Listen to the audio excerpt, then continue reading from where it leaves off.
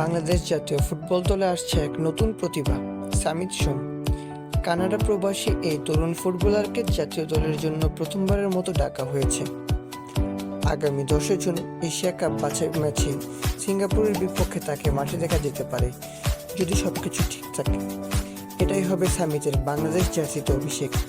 মাত্র 27 বছর বয়সী মিডফিল্ডে দুর্দান্ত পারফরম্যান্সের জন্য পরিচিতি লাভ করেছে সামিত। তার পাসিং, ভিশন আর গেম সেন্স ইতিমধ্যেই জাতীয় দলের কোচের নজরে এসেছে।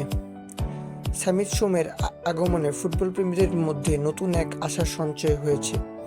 বহু বছর পর একজন টেকনিক্যাল স্মার্ট ফুটবলার জাতীয় দলে আসছে, যার পেছনে প্রবাসী বাঙালিদের গর্ব লুকিয়ে আছে এবং বাংলাদেশের ফুটবলের ভবিষ্যৎ সাফল্য এর সাথে গাথা।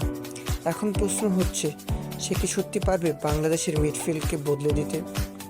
আপনাদের মতামত জানান কমেন্টে এবং ভিডিওটি ভালো লাগলে একটি লাইক দিন ও চ্যানেলটি